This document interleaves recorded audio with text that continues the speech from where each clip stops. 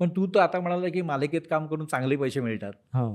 पण अधेमध्ये मी म्हणतो वाद गाजतो की अरे पैसे बुडतात. ते आता खूपच कठीण झालंय, की बुडतात हे बरोबर आहे. पण आता कसं आहे, मी 30 वर्ष काम करत असल्यामुळे माझ्याबरोबर म्हणजे ज्यांच्यावर मी काम करतो त्यांना मी माहिती आहे.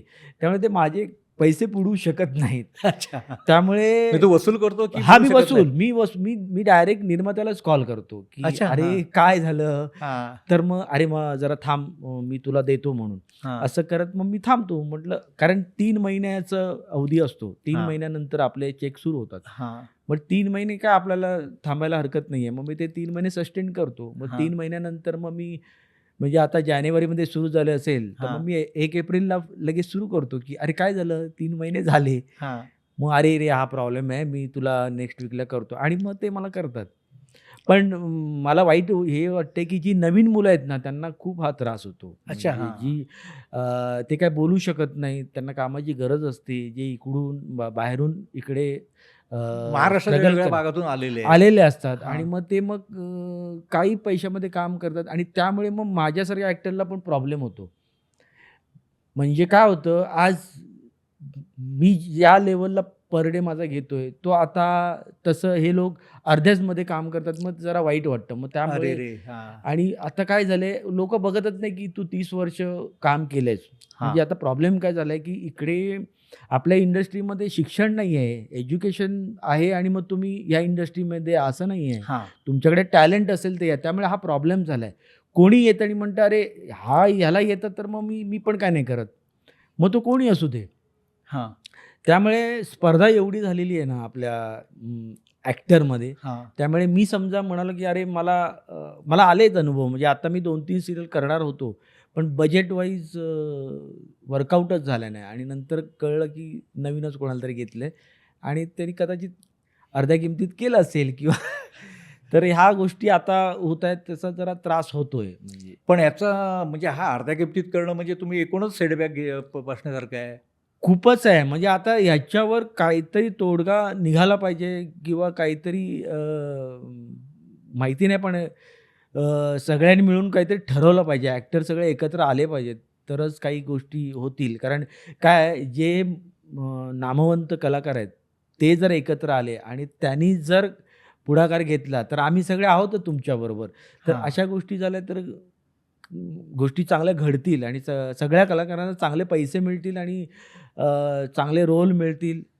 पण हां, कारण तसं आता पैसा महत्त्वाचा आहे ना. खूप महत्त्वाचं आहे. कारण आपण त्यासाठीच इकडे येतो ना इकडे. हां.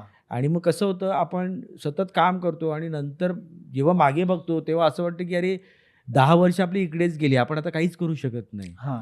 आता मला नोकरी पण नाही मिळणार. आता हां. मला इथेच करावं लागणार. मग हां. आता मला बरं तू काही रोल दे. असं होतं ना मग ते. हां. हां. हा एक सस्टेन प्रॉब्लेम आहे. करण्यासाठी. हां. कारण काय होतं एकदा पैसे मिळायला लागल्यानंतर आपण गाडी घेतो, घर घेतो. मग त्याचे हप्ते असतात. मग ते हप्त्यासाठी आपल्याला काही करून आजचा पर डे भरला पाहिजे. चल डबिंग आहे का? ओके, चल डबिंग आहे. हां. सीरियल आहे का? बरोबर सीरियल आहे. वेब सीरीज आहे का? आपण असं करतो. आपण कॅल्क्युलेशन काय करतो? मला 30 तारखेला मला 30,000-40,000 रुपये भरायचे आहेत. मग मला आत्ता एवढं-एवढं तरी कमवलं पाहिजे. तर हे थिंकिंग बऱ्याच ॲक्टर म्हणजे माझंसुद्धा तेच होतं, की मला असं वाटतं काही-काही वेळेला असं वाटतं, की नाही, आज बसलोय म्हणजे आजचं माझं नुकसान झालेलं आहे. हां. तर ह्या गोष्टी ॲज अ पण ॲक्टर ह्याच्यातून म्हणून तू भूमिकेची निवड कशी काय करणार मग? हे असं असेल तर? मी भूमिकेची निवड म्हणजे अशा वेळेला प्रॉब्लेम होतो. कारण गरज पण असते. पण माझ्या बाबतीत असं झालं, की माझ्या मागे माझी बायको खूप खंबीर उभी आहे. अच्छा. ती सर्व्हिस करते. ती हां. ती बँकर आहे. हां. त्यामुळे तिचा मला प्रचंड सपोर्ट आहे. त्यामुळे ती मला सांगते, की "जे करशील ते चांगलं कर आणि चांगलाच रोल कर." त्यामुळे तो थोडासा सपोर्ट असल्यामुळे मी थोडासा जरा बॅकफूटला असून जरा चांगले कामं असतील तीच करतो. हां. शक्यतो मला जी आवडतात तीच मी करतो. नाहीतर मग मी आणि पैसे मिळतात म्हणून काही करीन नाही, असं नाही, नाही. नाही, नाही. मी तसं करतच नाही. मी पैशासाठी म्हणजे मला म्हणजे तुम्ही माझं कुठेही बघा, कुठलाही रोल बघा, मी असं पैशासाठी केलेलंच नाही आहे. आणि जे केलं ते चांगल्यासाठी केलं. म्हणजे for example me Gandhi talks नावाचा आता एक सिनेमा आलाय, जो सायलेंट बेळेकरचा. फिल्म आहे. हां. 2च सीन आहेत माझे त्यामध्ये. पण त्यासाठी सुद्धा मला लोकांचे फोन आले आणि मला म्हणाले, की "तू विजय सेतुपतीबरोबर काम केलेस, हे म्हणजे किती कौतुकास्पद आहे" म्हणून. तर मग तो अनुभव तुझा? तो अनुभव माझा खूपच छान होता. म्हणजे तेव्हा कारण तो तिकडून साऊथवरून इकडे यायचा ना शूटला हां, मुंबईमध्ये. हां. मग तो इथे आल्यानंतर त्याचं एवढं अभ्यास असायचा कॅरेक्टरबद्दल, की कोण आहे माझ्यासमोर? कोण काम करणार आहे? मग तू दाखव मला कोण आहे? बरं, बरं. मग भेटल्यानंतर फुल एकदम कॅज्युअल करणार, मग गप्पा मारणार, की "तू काय केलंयस?" किंवा काय. आणि मग जर स्क्रिप्ट असेल तर आम्ही तेवढंसं वाचन करून वगैरे आपण एक रिहर्सल करूया का? एवढा तो म्हणजे मलाच टेन्शन आलं होतं, की हा डायरेक्ट म्हणजे टेकच्या हां, वेळेला येईल, बाकीच्या हां, वेळेला कोणतरी असेल. हां. तर नाही, तो स्वतः होता आणि आमचे डिरेक्टर किशोर बेळेकर तर कमाल माणूस आहे. तर त्यांनी ते मस्त जुळवून आणलं. पण मला खूप म्हणजे मी विसरू शकत नाही. म्हणजे अशी मोठी माणसं का आहेत? तर ते कळलं, की ते असं बघत नाही. ते सीन बघतात त्यामध्ये कोण-कोण आहे त्याच्याशी गप्पा मारून कसा केला पाहिजे. मग तू असं कर, मग आपण असं करूया का? असं त्यामुळेच तो सीन छान झाला.